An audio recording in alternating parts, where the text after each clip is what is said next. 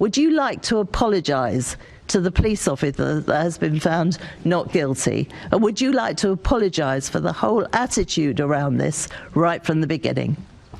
Well, can I put on record my thanks to all our officers, particularly our firearms officers, who do an incredibly difficult job under extraordinary circumstances, under a unique set of pressures. They'd be the first to accept, as indeed all police officers do, that it's really important in a democracy. We have a proper system of checks and balances in relation to how the police are held to account.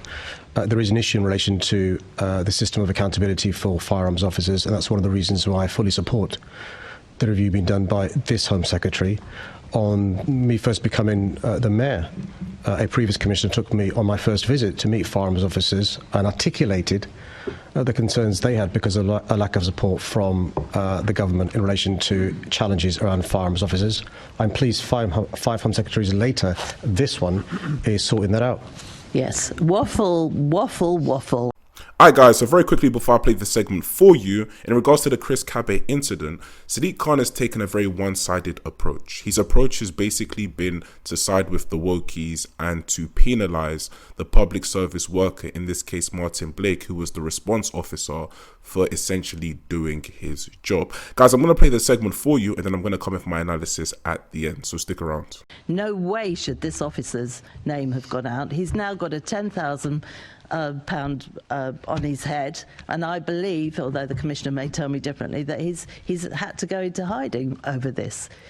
This is totally unacceptable. He has had to wait 2 years. I'm not saying that the jury was wrong. It only took them 3 hours with none of the information that you had about this particular chap, none of that information. It only took them 3 hours to give in a no guilty. We appreciate the work that the jury did, but they saw in 3 hours, without all that information, that the firearms officer was not guilty. I think the criticism the member has should be against the judge who heard submissions and made the decision to announce NX 121, not the Mayor of London or the chief officer employed by the GLA. It was a decision made by the trial judge. No, my criticism is of you. You are a leader. Well, you're supposed to be a leader. You are the Mayor of London, and you are also the Police and Crime Commissioner. And yet you were putting out things in a one-sided way right from the beginning. That police officer and his colleagues had to listen to that the whole time, knowing many of them know the background here. And let me tell you, very many of black families knew the background to this person. And yet you've sent out nothing but sympathy. Yes, to the parents, I can believe that once or twice. But you did it. I mean, if you thought it was so right, I don't know why you've taken your comments off the website. They've suddenly disappeared once the verdict came in. Nothing's been deleted from my social media account at all, and I'm sure at the subsequent inquest that'll be held, the member will again have an opportunity to express her views. My views is that you should take a more balanced approach from the beginning. You should not have put really the police in a situation like this.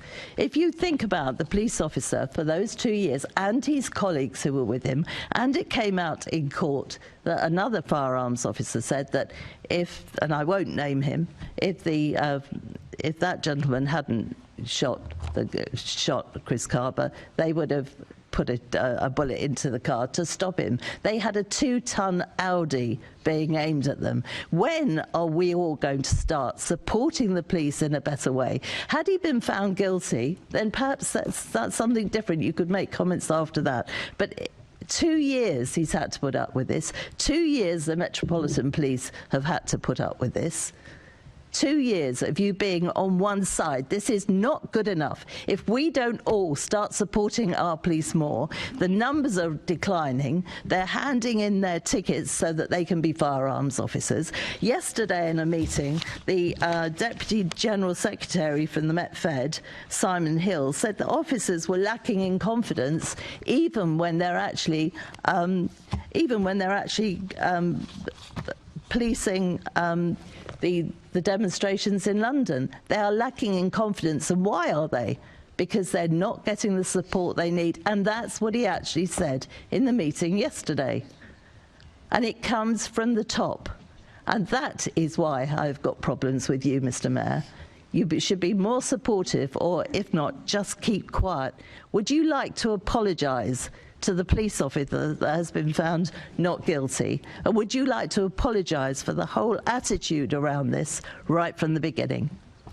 Well, can I put on record my thanks to all our officers, particularly our firearms officers, who do an incredibly difficult job under extraordinary circumstances, under a unique set of pressures. They'd be the first to accept, as indeed all police officers do, that it's really important in a democracy.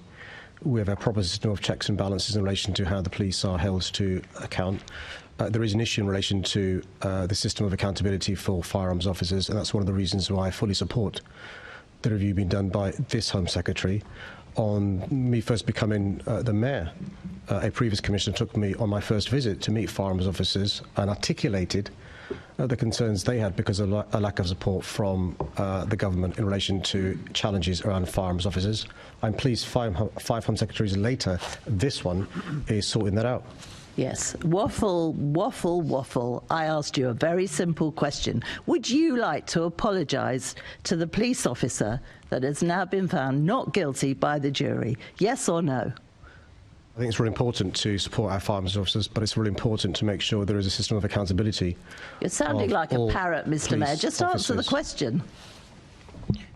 Well, I'm sorry it's only taken 12 minutes for them ever to resort to abuse. I'm quite clear in relation to the importance of the police having my support, but also me challenging them. And I'll continue to support the police.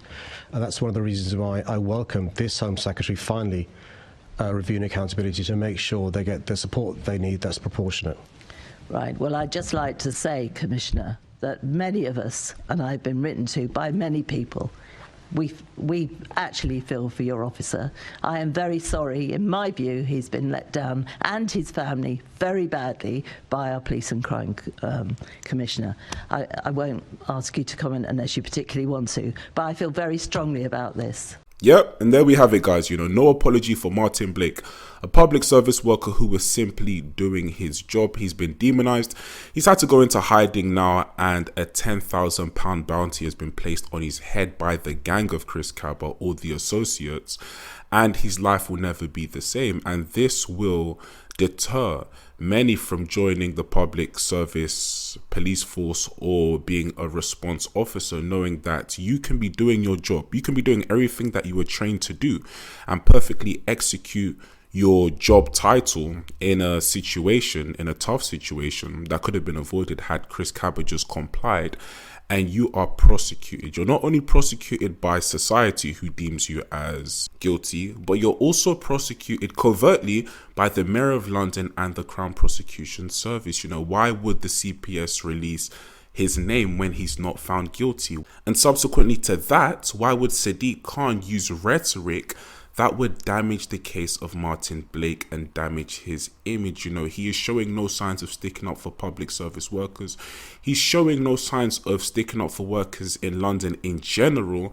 And he sides with Chris Kaba and the Chris Kaba sympathizers. So it's a shame that he hasn't apologized here, especially when he's been given an opportunity to do so. But when dealing with Sadiq Khan, he never apologizes. The pride and ego is simply too much, and he cannot say that he was wrong. You know, the public service workers are going to feel this betrayal, and trust me, they're never going to forget it. He's not doing what's in the best interest of the city that he was elected to protect, and I guess only time will tell with what happens with Sadiq Khan. So yeah, but anyway, guys, like, comment and subscribe, and have your say in the comment section down below, and I'll catch you at the next video. Peace.